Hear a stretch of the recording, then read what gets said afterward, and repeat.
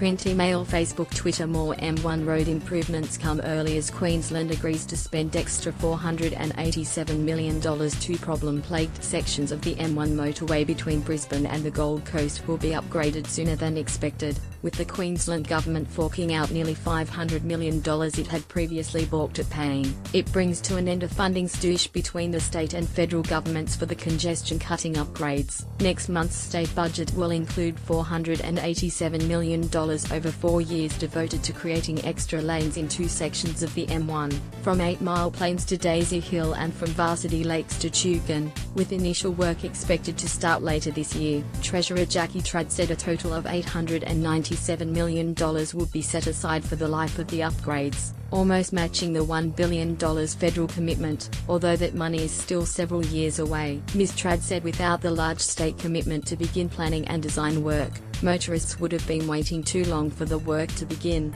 If we were waiting for the federal government funds to start flowing through to Queensland before we actually started any of the planning, detailed design and construction work around these projects, we'd be waiting another 4 to 5 years, she said. During peak hour traffic and on weekends, bottleneck areas on the motorway regularly come to a standstill. In this month's federal budget, the Commonwealth allocated $1 billion for construction work on the M1 on the proviso the state government agreed to a 50-50 funding split. At the time, Ms. Trad described the promise as crumbs and balked at the 50-50 proposal, once more saying the federal government should cover 80% of the cost. She also criticised the federal government for allocating no fund to the Cross River Rail project.